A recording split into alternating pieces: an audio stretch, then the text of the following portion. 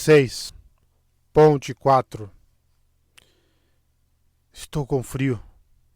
Mãe, estou com frio. Mãe, por que ainda estou ouvindo a chuva? Será que a chuva vai parar? Coletado em Viviches, ano 172, 32 segundos antes da morte. O indivíduo era uma criança, olhos claros, do sexo feminino, com cerca de 6 anos. Tivlak deixou todos os escravos saírem das celas ao mesmo tempo. Dessa vez, não temia fugas nem uma rebelião. Não com uma terra inóspita atrás deles e cerca de 100.000 soldados armados bem à frente. Kaladin desceu do carroção. Estava no interior de uma das formações semelhantes a crateras, cujas paredes recortadas se erguiam a leste. O terreno era desprovido de qualquer vida vegetal. Kaladin sentiu que o solo rochoso sob seus pés descalços era escorregadio. Poças de água da chuva haviam se acumulado nas depressões. O ar estava fresco e limpo, e o sol, inclemente, embora a umidade oriental o fizesse se sentir sempre pegajoso. Por toda a volta, estendiam-se os sinais de um exército há muito estabelecido. Era uma guerra que se desenrolava desde a morte do velho rei, quase 6 anos antes. Todos contavam histórias sobre aquela noite, e a noite em que os homens da tribo Parcha indiana haviam assassinado o rei Gavilar. Pelotões de soldados passavam marchando, seguindo as indicações de círculos pintados a cada intersecção. Longas casamatas de pedra se distribuíam pelo acampamento, e havia mais tendas do que Kaladin discernira do alto. Não era possível usar transmutadores para criar nada cada abrigo. Após o fedor da caravana de escravos, aquele lugar cheirava bem, repleto de odores familiares, como couro tratado e armas lubrificadas. No entanto, muitos dos soldados tinham um ar displicente. Não estavam sujos, mas também não pareciam especialmente disciplinados. Percorriam o acampamento em grupos, com os casacos desabotoados. Alguns apontavam para os escravos e gracejavam. Aquele era o exército de um grão-príncipe? A força de elite que lutava pela honra de Aletkar? As tropas às quais Kaladin desejara se juntar? Atentamente, Blut e Teg observaram Kaladin se postar ao lado dos outros escravos, mas ele não tentou nada. Não era hora de provocá-los. Kaladin já vira como mercenários agiam na presença de soldados. Blut e Teg representavam seu papel, caminhando de peito estufado e mãos sobre as armas, empurrando alguns escravos para seus lugares. Blut golpeou um dos homens com um porrete e o xingou grosseiramente.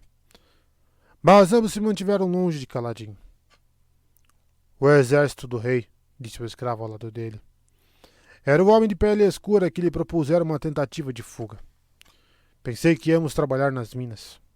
Bem, não será tão ruim, afinal de contas. Vamos limpar latrinas ou consertar estradas. Era estranho querer trabalhar nas latrinas ou sob o sol quente. Kaladin desejava outra coisa. Desejava. Sim. Descobrira que ainda conseguia desejar. Uma lança nas mãos. Um inimigo pela frente. Ele poderia viver assim. Tivlak conversava com uma mulher olhos claros de aspecto importante, que trazia os cabelos escuros presos em uma complexa trança decorada com cintilantes ametistas e usava um vestido vermelho escuro. Ela se parecia muito com Laral. Provavelmente era do quarto ou quinto dan, esposa e escriba de algum oficial do acampamento. Tivlak começou a fazer alarde de sua mercadoria, mas a mulher levantou sua mão delicada. Posso ver o que estou comprando, mercador? Disse ela com entonação suave e aristocrática. Vou inspecionar pessoalmente os escravos. Ela começou a caminhar ao longo da fileira, acompanhada por diversos soldados. Seu vestido seguia a moda das nobres aletianas. Uma peça de seda ajustada ao corpo, com lustrosas saias por baixo, e abotoada da cintura até o pescoço, onde era arrematada por um estreito colarinho bordado a ouro. Uma longa manga esquerda ocultava a mão segura. A mãe de Kaladin sempre usara uma luva, ao que parecia bem mais prático. A julgar por sua expressão, ela não estava particularmente impressionada com o que via. Esses homens estão quase mortos de fome e doentes, comentou ela, pegando uma fina vareta de uma jovem assistente e usando-a para levantar os cabelos caídos sobre a testa de um dos homens e inspecionar sua marca. Você está pedindo 2 brons de esmeralda por cabeça? Tivlak começou a suar. Talvez 1,5? E em que eu os utilizaria? Não deixaria homens tão imundos perto dos alimentos, e temos parchemanos para fazer a maior parte do trabalho. Se vossa senhoria não gostou, posso procurar outros grãos príncipes. Não, disse ela, golpeando com a vareta o escravo que estivera examinando, quando ele tentou se afastar dela. 1,25. Eles podem ajudar a cortar madeira nas florestas do norte. Ela se interrompeu ao notar Kaladin. Ora, esse é de um material muito melhor do que os outros. Achei que a senhora fosse gostar desse aí, disse Tivlak, aproximando-se dela. Ele é bem... Ela levantou a vareta para fazê-lo se calar. Tinha uma pequena ferida em um lábio. Um pouco de erva praga ajudaria.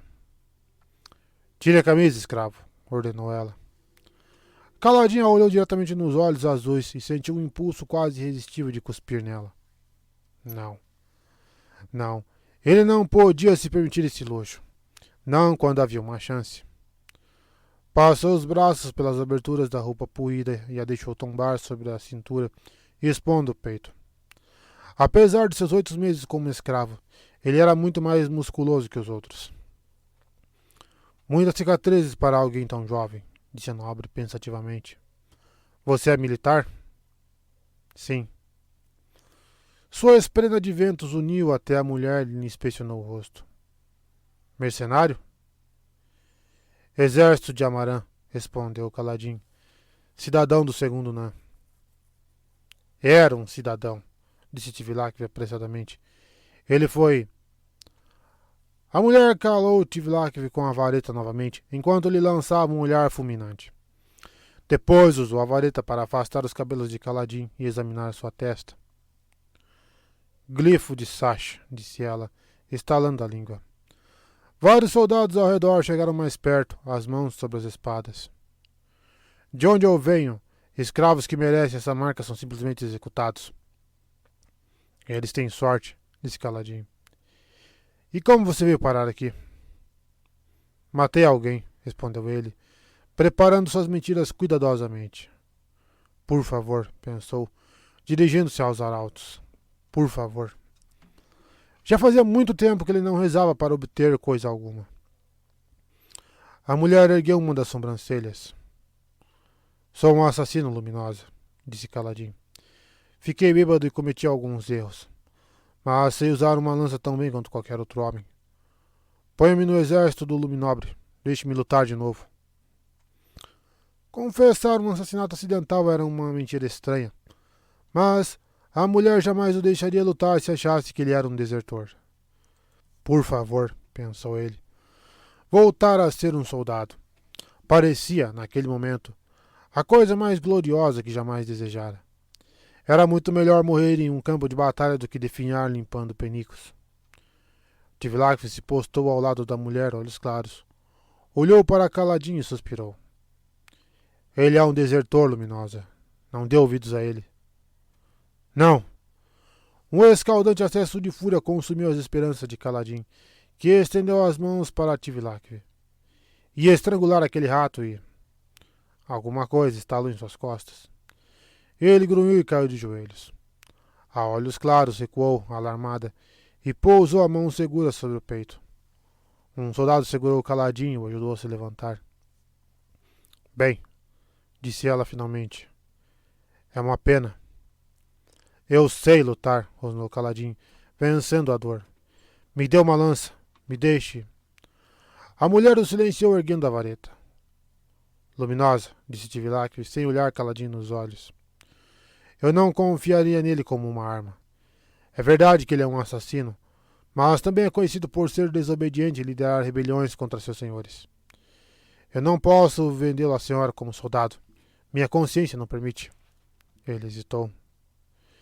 Ele pode ter corrompido todos os homens de sua cela com conversas sobre fugir. Minha honra exige que eu diga isso à senhora. Caladin rilhou os dentes. Sentiu-se tentado a derrubar o soldado atrás dele, pegar a lança e passar seus últimos momentos enfiando-a na volumosa barriga de Tivlak. Por quê? Por que importava a Tivlak o tratamento que ele receberia por parte daquele exército? Eu não devia ter rasgado aquele mapa, pensou. O rancor é retribuído com mais frequência que a bondade. Era uma das frases de seu pai. A mulher assentiu e se afastou. Me mostre quais são, disse ela. Vou ficar com eles mesmo assim, pela sua honestidade. Precisamos de novos carregadores de pontes. Tivlak assentiu ansiosamente. Antes de se afastar, parou e se inclinou para Caladin. Não posso confiar no seu comportamento. As pessoas desse exército vão me culpar se descobrirem que eu não revelei tudo o que sei. Eu sinto muito. Dito isso, afastou-se às pressas. Caladin emitiu um som gutural e se livrou dos soldados, mas permaneceu na fileira. Que assim fosse. Cortar árvores, construir pontes, lutar no exército. Nada daquilo importava. Ele apenas continuaria a viver. Haviam tirado sua liberdade, sua família, seus amigos e, a coisa mais preciosa de todas, seus sonhos. Não poderiam lhe fazer mais nada.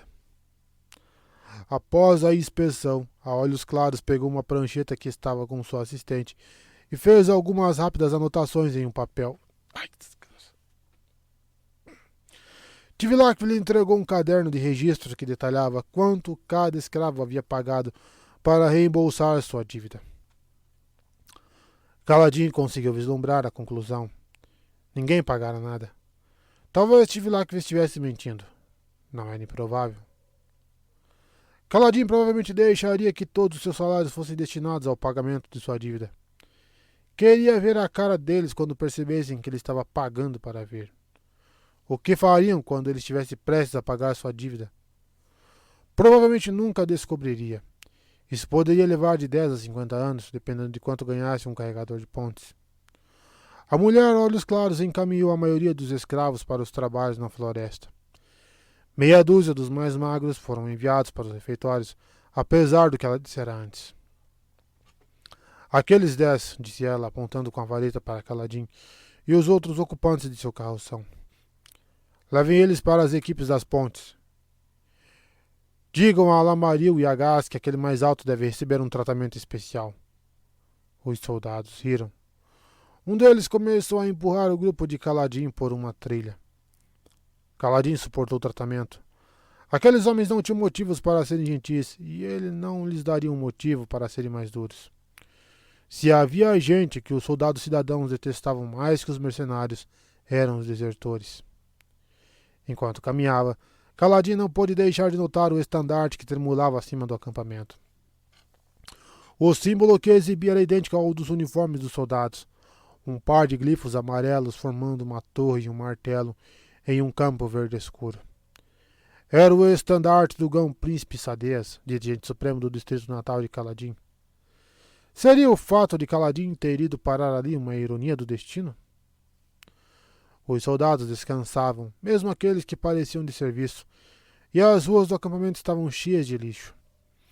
Os civis que seguiam as tropas eram numerosos: prostitutas, trabalhadoras, toneleiros, fabricantes de velas, cavalariços. Havia até crianças correndo pelas ruelas do que era em parte uma cidade, em parte um acampamento militar. Havia também os parchemanos. Transportavam água, trabalhavam nas trincheiras, carregavam sacos. Isso surpreendeu Caladin. Os aletianos não estavam lutando contra os parchemanos? Não receavam que aqueles ali se rebelassem? Aparentemente, não. Os parchemanos ali trabalhavam com a mesma docilidade dos de Lar Petra. Talvez isso fizesse sentido. Exércitos aletianos lutavam contra exércitos aletianos em sua terra. Portanto, por que não poderia haver parchemanos em ambos os lados daquele conflito? Os soldados levaram Caladin até o setor nordeste do acampamento, uma caminhada que durou algum tempo. Embora os barracões de pedra transmutados parecessem exatamente iguais, A periferia do acampamento era notavelmente irregular, lembrando montanhas escarpadas. Hábitos arraigados o fizeram memorizar o caminho. Pararam em um ponto onde uma elevada muralha circular fora desgastada por um sem número de grantometas, proporcionando uma visão desobstruída do cenário a leste. Aquele trecho descampado constituiria uma boa área de concentração para um exército que pretendesse descer marchando até as planícies quebradas propriamente ditas. A orla norte do campo abrigava um acampamento secundário com dúzias de barracões e, no centro, uma serraria cheia de carpinteiros serrando algumas das árvores que Kaladin vira nas planícies circundantes, transformando-as em tábuas após removerem as cascas fibrosas. Outro grupo de carpinteiros empilhava as tábuas em grandes plataformas. "Vamos ser carpinteiros?" perguntou Kaladin. Um dos soldados riu ruidosamente. "Vocês vão para as equipes das pontes." Ele apontou para alguns homens de aspecto lastimável, sentados sob pedras à sombra de um barracão. Estavam comendo alguma coisa que pegavam com os dedos de tigelas de madeira, e que era deprimentemente semelhante à lavagem que Tivilak fornecia. Um dos soldados voltou a empurrar Kaladin, que desceu tropeçando pela ladeira, e atravessou o terreno. Os outros 9 escravos o seguiram, conduzidos pelos soldados. Nenhum dos homens sentados nas proximidades dos barracões olhou para eles. Usavam coletes de couro e calças simples, às vezes com camisas sujas, às vezes com o torso nu. Aqueles homens depauperados não eram muito diferentes dos escravos, embora parecessem estar em condições físicas ligeiramente melhores. "Novos recrutas, Gás!" gritou um dos soldados. Um homem estava recostado à sombra, a certa distância, dos que se alimentavam. Quando se virou, exibiu um rosto cheio de cicatrizes, tantas que sua barba crescia em tufos. Ele não tinha um dos olhos, o outro era castanho, e não se dera ao trabalho de usar um tapa-olho. Os nós brancos em seus ombros identificavam-no como sargento. Ele tinha a ágil robustez que Kaladin aprendera a associar a alguém que sabia se movimentar em um campo de batalha. "Esses fracotes", disse Gás, mascando alguma coisa enquanto se aproximava, "não servem nem para parar uma flecha." O soldado ao lado de Kaladin deu de ombros e lhe deu mais um empurrão. "A luminosa Rachel mandou dar um tratamento especial para esse aqui. Os outros ficam a seu critério." Ele fez um sinal para seus companheiros e os soldados começaram a se afastar. Gás olhou os escravos de alto a baixo. Deixou Kaladin para o final. "Eu tenho treinamento militar", disse Kaladin, "no exército do grão-senhor Amaran." "Isso não me importa", replicou Gás, cuspindo no chão alguma coisa escura. Kaladin hesitou. "Quando Amaran..." "Você fica mencionando esse nome", interrompeu Gás. "Você viu sob ordem de alguns senhores importantes, não é? Está querendo me impressionar?" Kaladin suspirou. Já conheci esse tipo de homem, um terceiro sargento sem esperança de promoção. Seu único prazer na vida vinha de sua autoridade sobre gente em situação pior que a dele. Que assim fosse, então.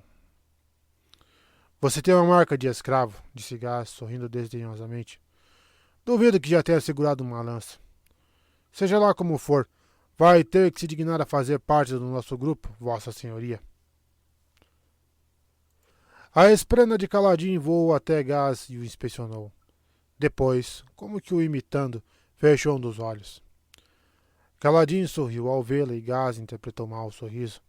Fez uma carranca e se aproximou, o dedo em riste. Nesse momento, um sonoro coro de berrantes ecoou pelo acampamento. Os carpinteiros olharam para cima e os soldados que haviam conduzido Kaladin correram de volta à área central do acampamento. Os escravos atrás de Kaladin olharam ao redor ansiosamente. "Pai das tempestades", praguejou Gás. "Carregadores! Vamos, vamos, seus imprestáveis!" Ele começou a chutar alguns dos homens que estavam comendo. Eles largaram suas tigelas e se levantaram tropegamente. Usavam sandálias simples em vez de botas adequadas. "Você, Vossa Senhoria", disse Gás apontando para Kaladin. "Eu não disse." Pela danação, não me interessa o que você disse. Você vai para a ponte 4. Ele apontou para um grupo de carregadores que estava partindo. O resto de vocês esperem ali. Vou distribuir vocês depois. Mexam-se ou penduro vocês pelos calcanhares. Kaladin deu de ombros e correu atrás do grupo de carregadores. Era uma das muitas equipes jorrando de alojamentos ou das ruelas, muitas mesmo. Cerca de 50 alojamentos com talvez 20 ou 30 homens em cada. Havia quase tantos carregadores de pontes quanto soldados em todo o exército de Amarã. A equipe de Kaladin atravessou o terreno, zigue-zagueando em meio a tábuas e pilhas de serragem, e se aproximando de uma grande engenhoca de madeira. Ela, obviamente, já suportara algumas grandes tormentas e outras tantas batalhas. As moças e cavidades distribuídas por sua superfície pareciam ter sido provocadas por flechadas. Tá, seria aquela a ponte que ele teria que carregar? Sim, pensou. Era uma ponte de madeira com cerca de 10 metros de comprimento e 3 de largura. Era inclinada da frente e atrás e não tinha balaustrada. As tábuas eram grossas, as maiores posicionadas no centro para reforçar a sustentação. Havia 40 ou 50 pontes aninhadas no local. Talvez uma para cada barracão, sugerindo uma equipe para cada ponte. Cerca de 20 equipes estavam se reunindo ali. Gás portava um escudo de madeira e uma clava reluzente, mas não havia armas para mais ninguém. Após inspecionar rapidamente cada equipe, ele parou ao lado da ponte 4 e hesitou por alguns instantes. Onde está o líder de ponte de vocês? Perguntou. Morto, disse um dos carregadores. Se jogou do abismo de honra ontem à noite. Gás praguejou. Vocês não conseguem manter um líder nem por uma semana? Raios. Entre em formação. Vou correr com vocês. Obedeço às minhas ordens. Vou escolher outro líder de ponte depois de ver quem sobreviveu. Ele apontou para Kaladin. Você vai atrás, Fidalgote. Vocês, mexam-se. Raios os partam. Não vou aturar outra advertência por causa de vocês, idiotas. Mexam-se, mexam-se. Os carregadores começaram a erguer. Kaladin não teve escolha a não ser ocupar um lugar vago na parte de trás da ponte. Ele calculara mal. Cada ponte tinha entre 35 e 40 homens por equipe. Eram 8 fileiras de 5 homens, 5 na largura, 3 sob a ponte e 1 de cada lado, e 8 no comprimento. Mas sua equipe não possuía homens para todas as posições. Kaladin ajudou a erguer a ponte. Era provável que elas fossem construídas em madeira bem leve, mas aquela coisa tinha um peso absurdo. Ele grunhiu, batalhando com o peso, levantando a ponte e então entrando sob ela. Homens correram para preencher os espaços vazios e, lentamente, todos pousaram a ponte nos ombros. Pelo menos havia barras abaixo que ofereceram apoio. Os outros homens tinham almofadas nas ombreiras dos coletes, de modo a amortecer a pressão e ajustar os ombros aos suportes. Kaladin não recebera nenhum colete, portanto, os suportes pressionavam sua pele sem qualquer anteparo. Ele não conseguia ver nada. A concavidade existente para abrigar sua cabeça lhe bloqueava a visão em todas as direções. Os homens nas laterais tinham um campo visual melhor. Kaladin imaginou que aquelas posições deviam ser as mais cobiçadas. A madeira cheirava a óleo e a suor. Vamos, disse Gás com uma voz que soou abafada no cubículo. Kaladin grunhiu quando a equipe começou a trotar. Não conseguia ver para onde estava indo e, quando a equipe começou a descer em costa a leste em direção às planícies quebradas, ele se esforçou para não tropeçar. Logo estava suando e praguejando baixinho, enquanto a madeira friccionava e esfolava seus ombros, que já minavam sangue. Pobre idiota, disse uma voz ao lado. Kaladin olhou para a direita, mas os suportes de madeira bloqueavam sua visão. Você está... Ele bufou. Você está falando comigo? Você não devia ter insultado o Gás, disse o homem, cuja voz soava cavernosa. Ele às vezes deixa recém-chegados irem nas fileiras externas. Às vezes. Kaladin tentou responder, mas estava sem fôlego.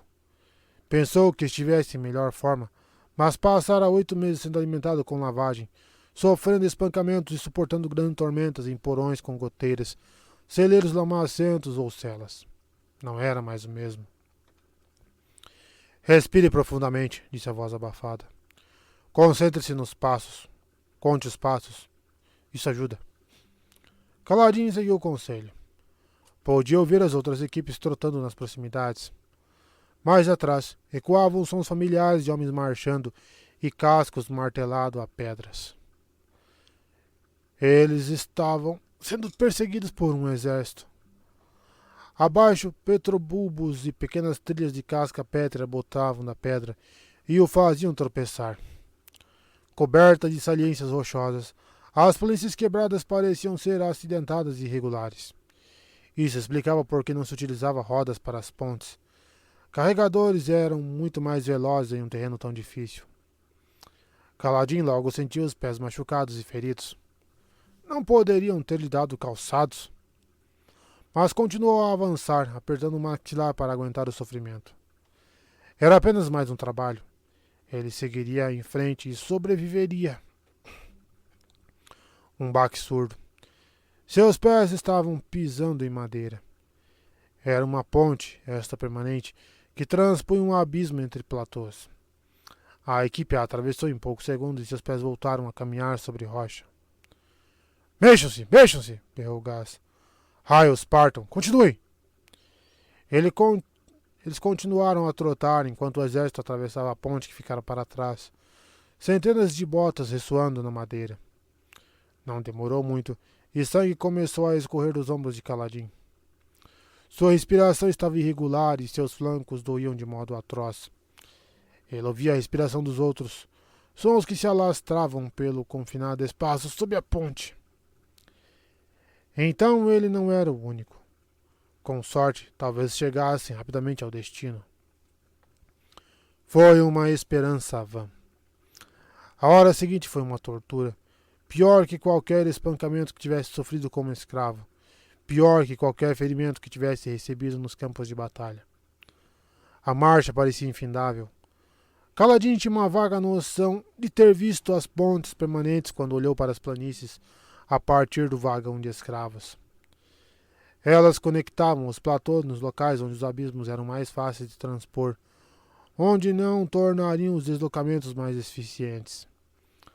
O que muitas vezes, por exemplo, envolvia desvios para o norte ou para o sul, antes que pudesse seguir para leste.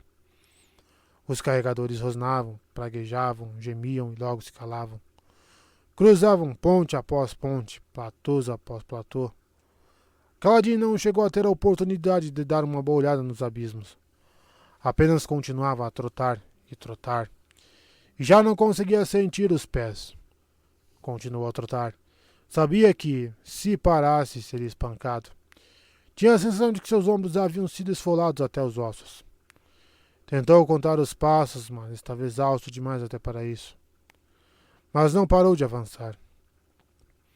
Finalmente, misericordiosamente, Gás os mandou parar.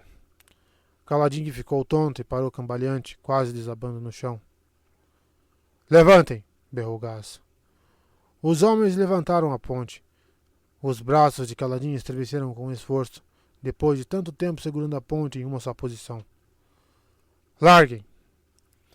Dando alguns passos para o lado, os homens sob a ponte seguraram as empunhaduras laterais. Foi um movimento desajeitado e difícil, mas, aparentemente, aqueles homens tinham prática. Em seguida, pousaram a ponte no chão. Empurre! Caladinho recuou, confuso, enquanto os homens empurravam as empunhaduras nas laterais e na traseira da ponte. Estavam à beira de um abismo desprovido de pontes permanentes. Outros carregadores, em ambos os lados, também empurravam suas pontes para a frente. Caladinho olhou por sobre o ombro. O exército era composto por aproximadamente 2.000 homens, vestidos de branco e verde floresta. Eram 1.200 lanceiros olhos escuros e algumas centenas de cavaleiros montando raros e preciosos cavalos. Mais atrás, a infantaria pesada. Um grande grupo de olhos claros metidos em espessas armaduras, empunhando massas de escudos de aço quadrados. Haviam escolhido, ao que parecia, um local onde o abismo era estreito e o primeiro platô um pouco mais elevado que o segundo. A ponte tinha um comprimento 2 vezes maior que a largura do abismo. Percebendo que Gaz o xingava, Kaladin se juntou aos demais no esforço de empurrar a ponte sobre o solo pedregoso. Quando ela enfim se acomodou no outro lado, com um baque cego, os carregadores se afastaram para deixar a cavalaria passar. Kaladin estava exausto demais para observar. Tombou sob as pedras e se deitou de costas, escutando os passos da infantaria retumbarem pela ponte. Virando a cabeça para o lado, viu que os outros carregadores haviam caído também. Com o escudo pendurado nas costas, Gaz caminhava em meio a eles, balançando a cabeça e resmungando alguma coisa sobre a inutilidade dos carregadores. Kaladin desejou permanecer ali, olhando para o céu, alheio ao mundo. Seu treinamento o alertava, no entanto, que isso poderia lhe causar cãibras, o que faria o caminho de volta ser ainda pior.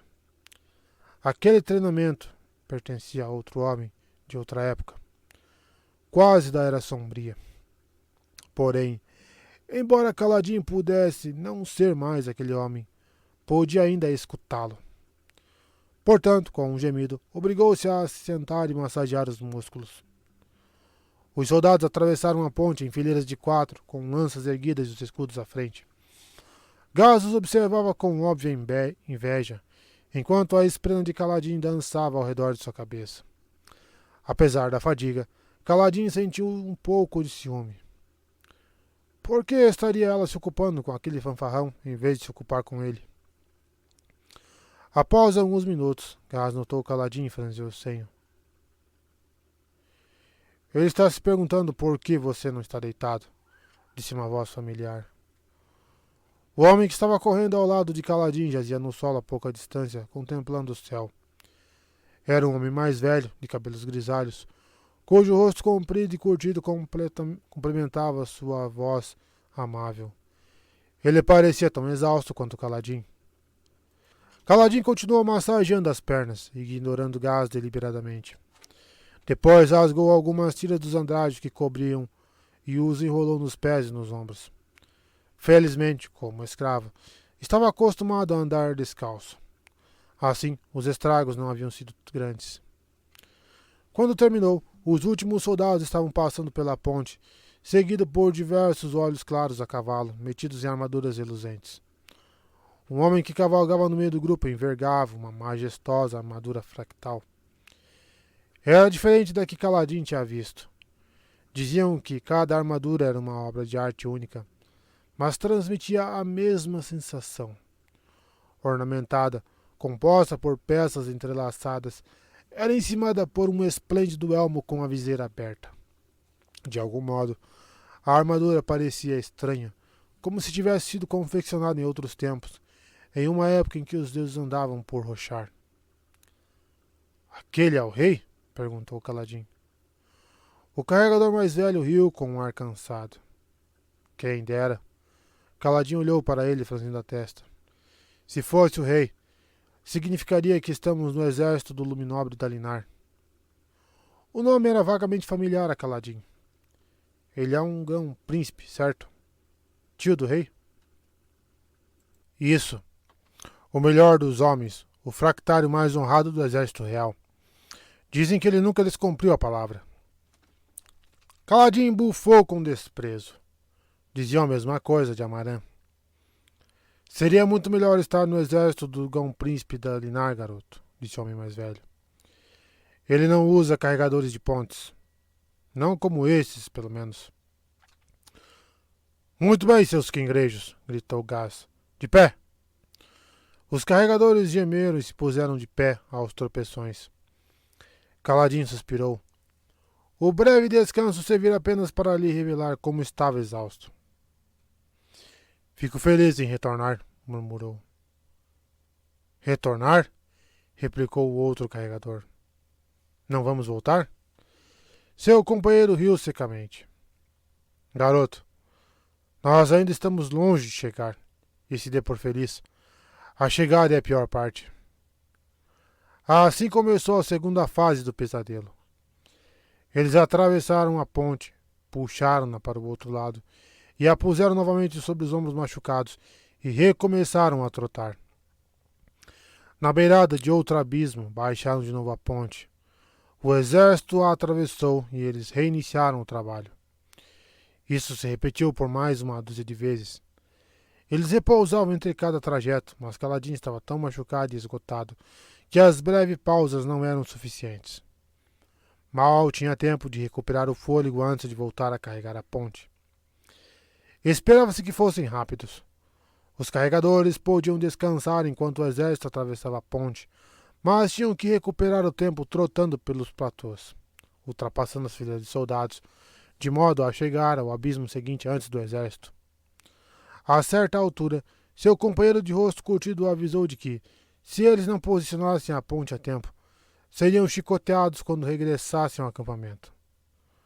Gaz dava ordens, xingava os carregadores, chutava-os quando se moviam muito devagar, mas nunca trabalhava de fato. Não demorou muito para que Kaladin começasse a alimentar um ódio fervente por aquele homem descarnado, de rosto coberto por cicatrizes. O que era estranho. Ele nunca sentira ódio de seus outros sargentos. Xingar os homens para mantê-los motivados fazia parte do trabalho deles. Mas não era isso que enraivecia Kaladin. Gaz o incluíra naquela viagem sem lhe dar um colete nem sandálias. Apesar das ataduras, Kaladin ficaria com cicatrizes daquele dia, e de tão machucado e dolorido não conseguiria nem andar no dia seguinte. O que Gaz fizera era a marca de um valentão mesquinho. Arriscar a missão ao permitir um carregador por conta de uma implicância precipitada. Homem tormentoso, pensou Kaladin, usando seu ódio por Gaz para sustentá-lo durante a provação. Diversas vezes, após empurrar a ponte para o lugar, Kaladin desabou no chão, certo de que jamais voltaria a se levantar. Mas, quando Gaz gritava para que os carregadores se pusessem a postos, Kaladin de alguma forma conseguia se erguer. Era isso ou deixar que Gaz vencesse? Por que estariam passando por tudo aquilo? Qual era o objetivo? Por que tanta correria? Eles tinham que proteger a ponte, aquele peso, aquela carga preciosa. Tinham que sustentar o céu e trotar. Tinham que... Ele estava começando a delirar. Pés, correr. 1, 2, 1, 2, 1, 2. Alto! Ele parou. Levantem! Ele ergueu as mãos. Larguem! Ele deu um passo para trás e baixou a ponte. Empurrem! Ele empurrou a ponte. Morram! Essa última voz de comando ele mesmo acrescentava a cada vez. Ele caiu sobre o chão pedregoso, obrigando um petrobulbo a recolher suas gavinhas ao tocá-las. Já incapaz de se importar com as câimbras, fechou os olhos. Entrou então em um transe, uma espécie de semissono, durante o que pareceu um instante. Levantem! Ele se levantou, tropeçando em seus pés ensanguentados. Atravessem! Ele atravessou a ponte sem se dar ao trabalho de olhar para o precipício mortal que havia em cada lado. Puxem! Ele segurou uma das empunhaduras e puxou a ponte por cima do abismo. Troquem! Kaladin permaneceu parado, sem entender. Gaz nunca dera aquela voz de comando antes. Os soldados estavam formando fileiras, movendo-se naquela mescla de nervosismo e forçada desconcentração que muitas vezes vivenciavam antes de uma batalha. Alguns esprenos de expectativa, que lembravam flâmulas vermelhas arpejando ao vento, começaram a brotar da rocha e a serpentear em meio aos soldados. Uma batalha? Gaz agarrou o ombro de Kaladin e o empurrou para a frente da ponte. Os recém-chegados vão na frente, Vossa Senhoria, disse ele com um sorriso maldoso. Aturdido, Kaladin segurou a ponte como os demais e a levantou. Embora as empunhaduras fossem todas idênticas, a fileira da frente dispunha de uma abertura que lhe permitia olhar para fora. Todos os carregadores haviam mudado de posição. Os homens que trotavam à frente passaram para trás, e os que estavam atrás, inclusive Kaladin e o carregador de rosto curtido, passaram para a primeira fileira. Kaladin não perguntou o significado daquilo. Não se importava. Mas gostou de estar ali. Trotar ficava mais fácil e ele conseguia enxergar adiante. A paisagem era das terras tempestuosas. Embora se vissem tufos de gramas dispersos, A rocha ali era dura demais para que suas sementes se implantassem plenamente. Os petrobulbos eram mais comuns, brotando por todo o platô como pedras do tamanho da cabeça de um homem. Muitos estavam abertos e estendiam suas gavinhas, que pareciam línguas verdes. Alguns estavam até florescendo. Após tantas horas respirando na asfixiante concavidade sob a ponte, trotar à frente era quase relaxante. Por que havia entregado a um recém-chegado uma posição tão maravilhosa? Talenilat Elim, portador de todas as agonias, disse o homem à sua direita com voz aterrorizada. A coisa vai ficar feia. Eles já estão alinhados. A coisa vai ficar feia. Confuso, Caladinho fixou o olhar no abismo à frente. Homens com peles marmorizadas em carmesim e preto estavam perfilados no lado oposto. Usavam estranhas armaduras laranja escura que lhes cobriam os antebraços, peitos, cabeças e pernas. Somente levou alguns momentos para compreender. Os parchendianos. Eles não eram como os trabalhadores parchemanos comuns. Eram muito mais musculosos, muito mais sólidos. Tinham uma complexão robusta de soldados e portavam armas penduradas nas costas. Alguns tinham barbas rubro-negras entrelaçadas com pedaços de pedra. Outros estavam barbeados. Enquanto Caladinho os observava, os parchendianos da frente se ajoelharam. Seguravam arcos curtos com as setas preparadas. Ao contrário dos arcos longos, projetados para arremessar flechas a grandes distâncias, aqueles eram pequenos arcos curvos feitos para disparar em linha reta com força e velocidade. Uma arma excelente para exterminar um grupo de carregadores antes que pudessem assentar a ponte. A chegada é a pior parte. Agora, finalmente, o verdadeiro pesadelo havia começado. Gás ficou atrás das equipes, berrando para que avançassem. Os instintos de Caladinho gritavam para que ele saísse da linha de fogo, mas a ponte impulsionada o impelia para a frente, direto para a bocarra da fera, cujas mandíbulas estavam prontas para se fechar. O cansaço e a dor desapareceram. O choque pôs Caladinho em alerta. As pontes avançaram mais depressa, com os carregadores gritando enquanto corriam. Corriam em direção à morte. Os arqueiros dispararam. A primeira onda matou o amigo de Caladinho com 3 setas. O homem à sua esquerda tombou também. Caladinho nem vira seu rosto, gritando enquanto caía. Não morreu imediatamente, mas a equipe da ponte o pisoteou. A ponte se tornava notavelmente mais pesada à medida que seus carregadores morriam. Calmamente, os parchendianos prepararam e dispararam uma segunda saraivada. Ao lado, Caladinho entreviu outra equipe em apuros.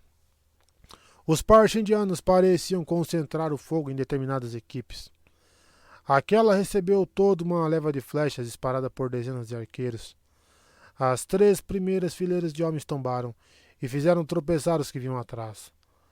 A ponte se inclinou e foi abaixo, deslizando para o chão com um som de esmagamento, enquanto corpos caíam uns sobre os outros. Flechas uniram ao lado de Caladinho, matando 2 outros homens que estavam à frente junto com ele. Outras setas se cravaram na madeira ao redor, uma delas passando de raspão por seu rosto. Ai, cacete! Ele gritou, de medo, de choque, de dor, de puro assombro. Nunca antes se sentira tão impotente em uma batalha. Já atacara fortificações inimigas e já correra sob nuvens de flechas. Mas sempre sentira que, em certa medida, estava no controle. Tinha sua lança, tinha seu escudo. Podia reagir.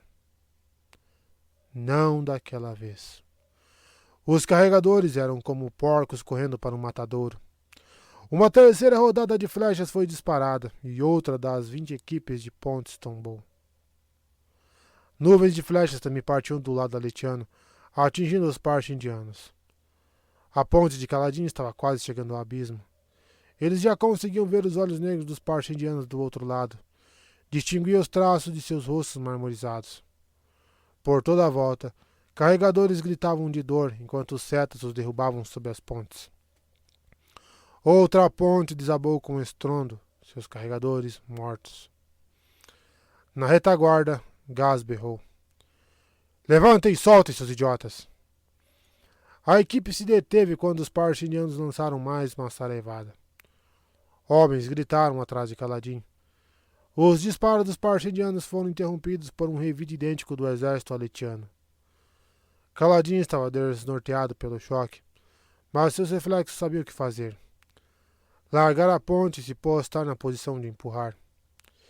Isso expôs os carregadores que estavam a salvo nas fileiras ao fundo. Os arqueiros parchindianos, obviamente, conheciam o movimento e lançaram uma última saraivada. Uma onda de setas atingiu a ponte, derrubando mais meia dúzia de homens e respingando o sangue nas tábuas escuras.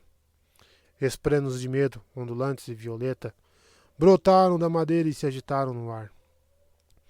Empurrar a ponte ficou muito mais difícil devido à perda de homens. Sentindo as mãos escorregadias, Kaladin tropeçou, caiu de joelhos e deslizou até a beirada do abismo, onde mal conseguia se segurar. Ele oscilou, com uma das mãos agarrada à pedra e a outra pendurada sobre o vazio. Somente sobrecarregada foi assaltada por uma vertigem enquanto ele contemplava a escuridão do penhasco íngreme. A altura era linda. Ele adorava escalar formações rochosas com Tien. Por reflexo, jogou-se sobre o platô e engatinhou para trás. Alguns soldados de infantaria, protegidos por escudos, estavam empurrando a ponte. Os arqueiros do exército trocavam flechadas com os parchindianos. Quando a ponte foi colocada no devido lugar, a cavalaria pesada a atravessou com estrépito, investindo contra os inimigos. 4 pontes haviam caído, mas 16 estavam posicionadas, permitindo um ataque efetivo. Kaladin tentou se mover, tentou se arrastar até a ponte, mas apenas tombou onde estava, seu corpo se recusando a obedecer. Ele não conseguia nem rolar de bruços. Eu devia ir, pensou, esgotado. Ver esse homem mais velho ainda está vivo, cuidar de seus ferimentos, salvar. Mas não conseguiu. Não conseguia se mexer, não conseguia pensar. Envergonhado, permitiu que seus olhos se fechassem e mergulhou na inconsciência. Kaladin. Ele não queria abrir os olhos. Acordar significaria retornar àquele horrendo mundo de dor. Um mundo onde homens indefesos e exaustos eram obrigados a investir contra arqueiros. Aquele mundo era o pesadelo. Kaladin. A voz feminina era suave como um sussurro mais insistente. Eles vão abandonar você. Levante-se. Você vai morrer. Eu não posso. Não posso voltar. Me deixe partir. Alguma coisa bateu em seu rosto, um leve tapa de energia que ardeu.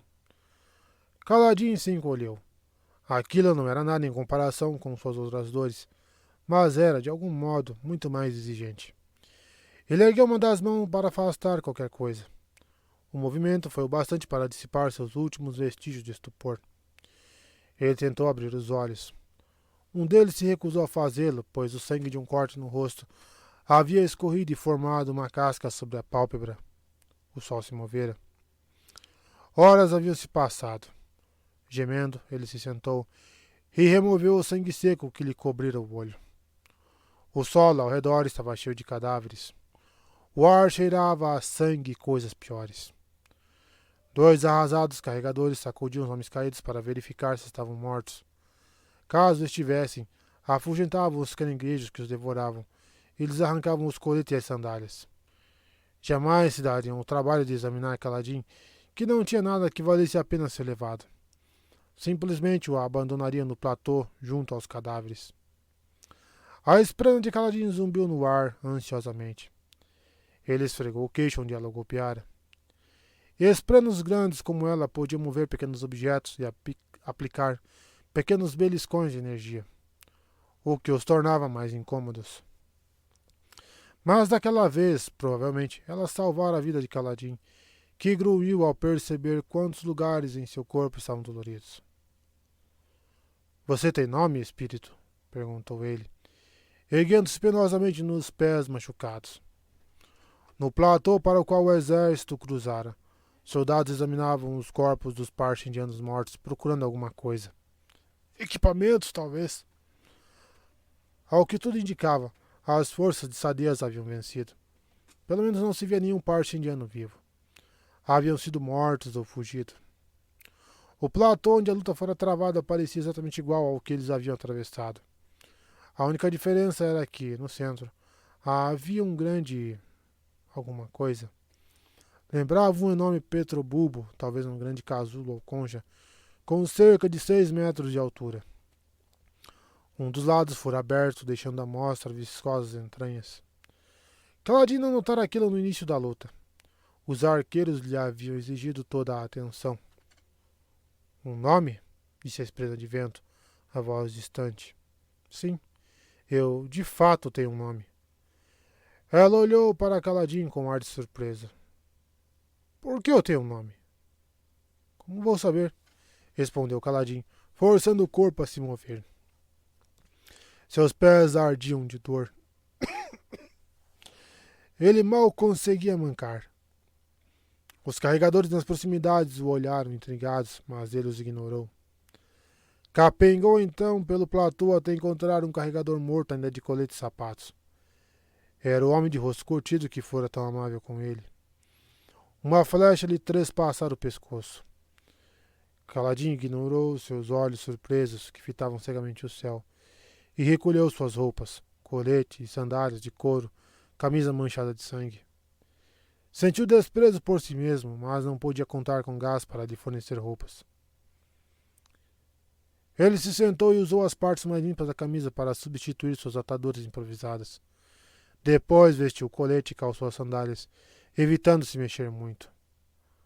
Uma brisa começou a soprar, afastando o cheiro de sangue e os sons emitidos pelos soldados que chamavam uns aos outros. A cavalaria já se reagrupava, como que ansiosa para retornar. Um nome? Disse a esprena, caminhando pelo ar até parar em frente ao rosto dele. Estava em sua forma feminina, com um sais voaçante e pés delicados. Silfrena. Silfrena, repetiu Kaladin, amarrando as sandálias. Sil, disse ela, inclinando a cabeça. Engraçado. Parece que eu tenho um apelido. Parabéns.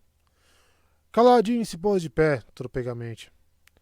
Não muito longe, estava Gás, com as mãos nos quadris e escudo preso às costas. Você, disse ele, apontando para Kaladin, e em seguida para a ponte. Você deve estar brincando, respondeu Kaladin, olhando para os carregadores remanescentes da equipe inicial, que estavam agrupados em torno da ponte. Eram menos da metade do efetivo inicial. Ou carrega ou fica para trás, disse Gás. Parecia estar irritado com alguma coisa. Ele esperava que eu morresse, percebeu Kaladin. Foi por isso que não se incomodou em me dar um colete nem sandálias. Eu estava na frente. Ele fora o único da primeira fileira que havia sobrevivido. Kaladin quase se sentou e se deixou que abandonassem. Mas morrer de sede em um platô isolado não era sua preferência. Cambaleou até a ponte. Não se preocupe, disse um dos carregadores. Eles vão nos deixar ir devagar agora, com várias paradas. E vamos ter a ajuda de alguns soldados. São necessários 25 homens para levantar uma ponte. Kaladin suspirou e ocupou o lugar, enquanto alguns desafortunados soldados se juntavam a eles. Juntos, ergueram a ponte no ar. Estava tremendamente pesada, mas de alguma forma eles conseguiram. Kaladin andou, se sentindo entorpecido. Achara que não havia mais nenhum mal que a vida pudesse lhe fazer. Nada pior que ser marcado com um sache de escravo. Nada pior que perder tudo que tinha para a guerra.